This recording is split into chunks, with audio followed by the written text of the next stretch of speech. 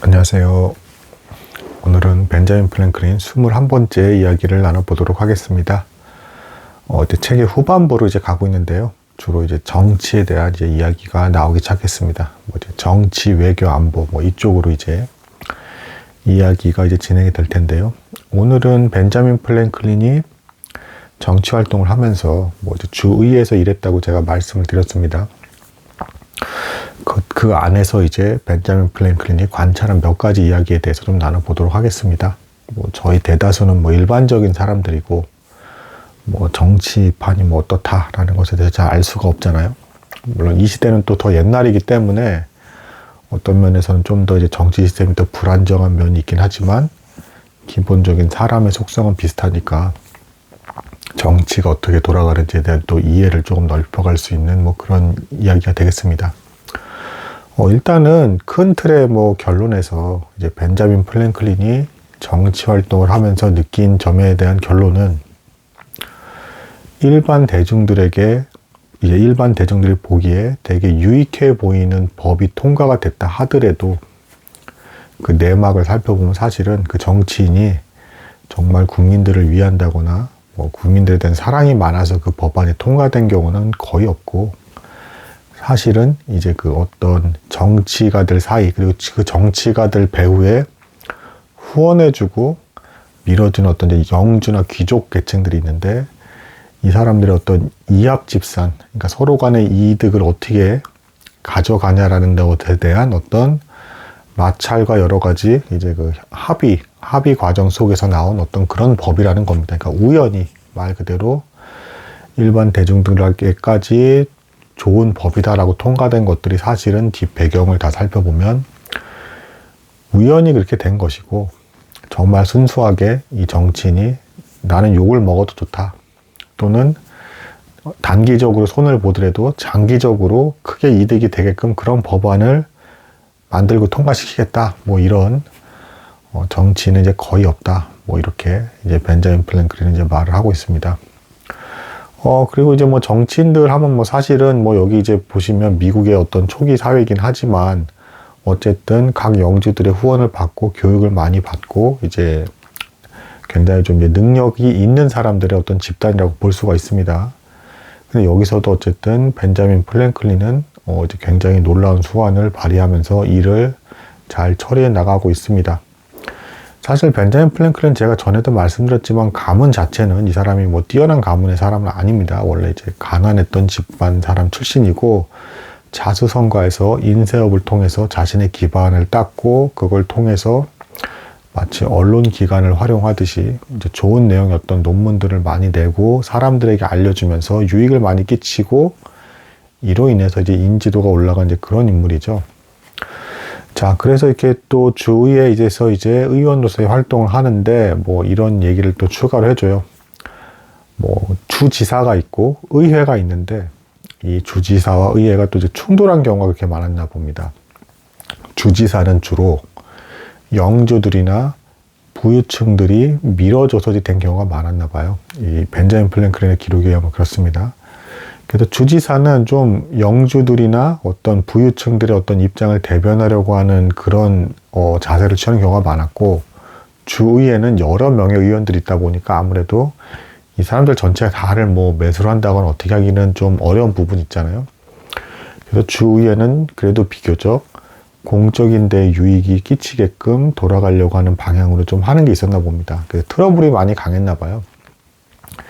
그래서 해밀턴이란 주지사가 일단 사임을 하게 되고, 이제 주지사까지 됐는데도 의외로 사임을 하는 경우가 되게 많습니다.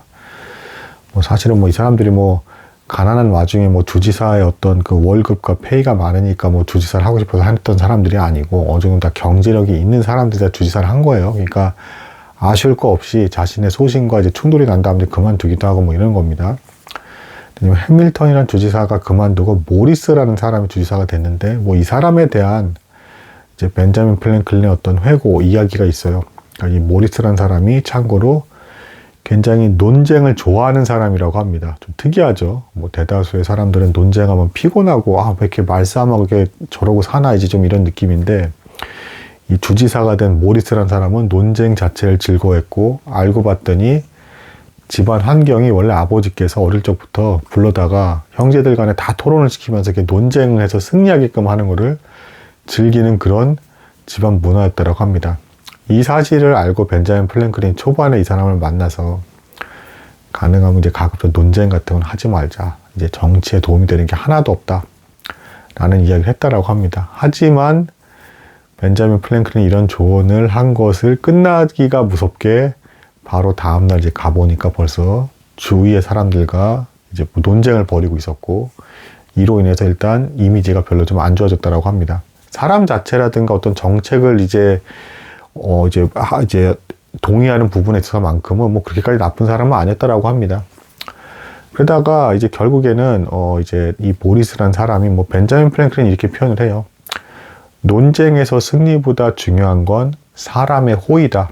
그러니까 사람을 잃어버리면 안 된다라는 것이죠. 근데 이 모리스라는 사람은 논쟁을 승리하는 것, 그래서 주위의 의원들에게도 난처하게 하기도 하고, 그래서 자기 어떤 입장과 의견으로서 끌고 가는 것 자체를 즐거워하고 재밌었던 사람인 겁니다. 그러니까 이제 점점 적이 많아지겠죠.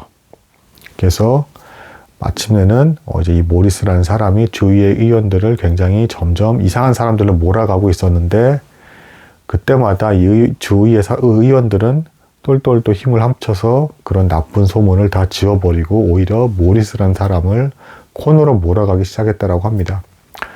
그러니까 이제 코너에 몰리니까 이 모리스라는 사람이 한 번은 벤자민 프랭클린을 갑자기 저녁 식사에 초대를 했다고 그래요. 초대를 하더니 대뜸 뭐 이런 말을 하더랍니다. 그 이제 세르반테스의 그 돈키호테 아시죠? 그 소설 그 얘기를 하면서 이제 이 돈키호테가 자신의 이제 그 종 산초에게 나라를 하나 줄 수 있겠다 하면 넌 어떤 나라를 갖겠느냐 했더니 이 산초가 흑인으로 이루어진 나라를 자신은 반드시 갖겠다. 왜 그런 나라를 원하냐 했더니 흑인들은 무식하니까 시키는 대로 다 하는 나라니까 골치 아플 게 없다 해서 난 그런 나라를 원한다라고 하는 이제 그 얘기를 하면서 벤자민 프랭클린 앞에서 이런 말을 했다라 합니다. 주위에 이 의원들은 흑인 같은 사람이지 않습니까? 참 골치 아픈 어떤 사람들입니다. 그래서 다 팔아버렸으면 좋겠다. 뭐 이런 얘기를 했다라고 합니다. 그랬더니 벤자민 프랭클린이 그 얘기를 듣고 나서, 주지사님께서, 이 의원들을 마치 이제 돈키호테에 나오는 이야기처럼 완전히 꺼멓게 만들지 못했기 때문에 팔아먹을 가치도 안 생기나 봅니다. 라고 하면서 응수를 하면서 더 이상 논박은 진행하지 말라라는 식의 어떤 이야기를 해줬다라고 합니다.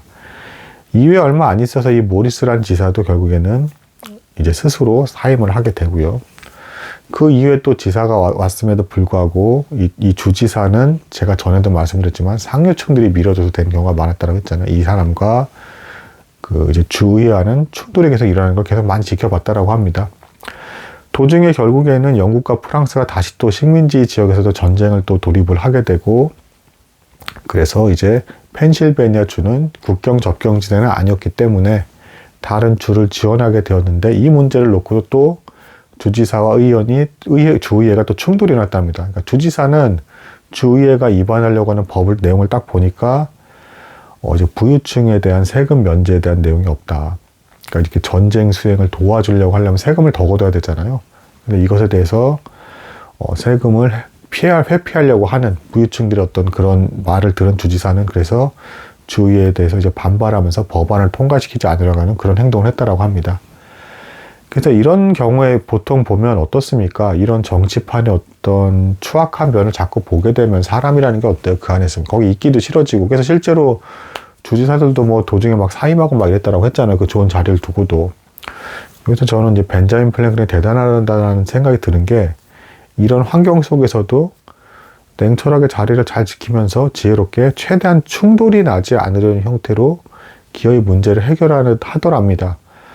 그러니까 이제 이 돈이 필요하게 되니까 이번에는 벤자민 프랭클린이 주지사가 법안을 통과시키지 않으려고 하니까 이제 부자들에 대한 어떤 증세를 반대하고 있으니까, 그래서 이제 그 주지사를 굴복시키려고 하는 그런 자세를 취한 게 아니라 어음을 발행을 합니다. 그래서 이 어음에 대한 신용을 어디서 가져오냐면 다른 주에 빌려줬던 돈들이 있었는데 거기에 대한 이자 수익을 가지고 이제 이 어음을 충당할 수 있게끔 그렇게 해서 어음으로 발생하는 또 추가로 갚아야 되는 이자까지 감당이 되게끔 그런 또 시스템을 만듭니다. 그래서 이제 영국과 프랑스 간의 식민지 전쟁에 있을 때 이제 다른 주를 지원할 수 있게끔 그렇게 또 금액을 만들어서 문제를 해결하는 놀라운 어떤 이 지혜의 어떤 이제 수완의 어떤 모습을 보여줍니다.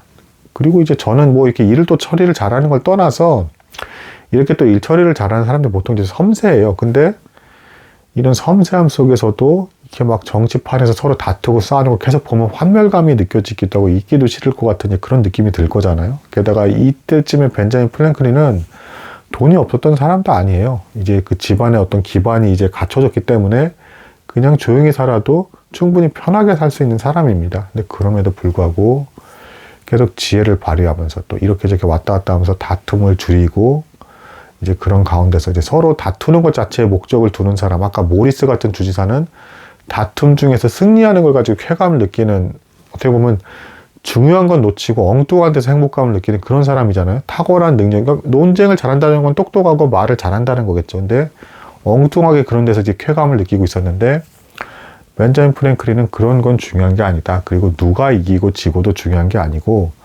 정책적으로 모든 사람이 유익이 되는 그런 걸 어떻게든 통과를 시켜야 되거나 혹은 법안이 통과가 안 되면 다른 형태로라도 여론을 조성해서 문제가 해결이 돼야 된다는 어떤 입장에서 해결을 강조하는 형태 그리고 화합을 강조하는 형태로 일을 계속 진행을 하거든요. 그래서 이런 부분에서 참 배울 점이 있는 게 아닌가 라는 생각이 듭니다. 오늘은 여기까지 하도록 하겠습니다. 감사합니다.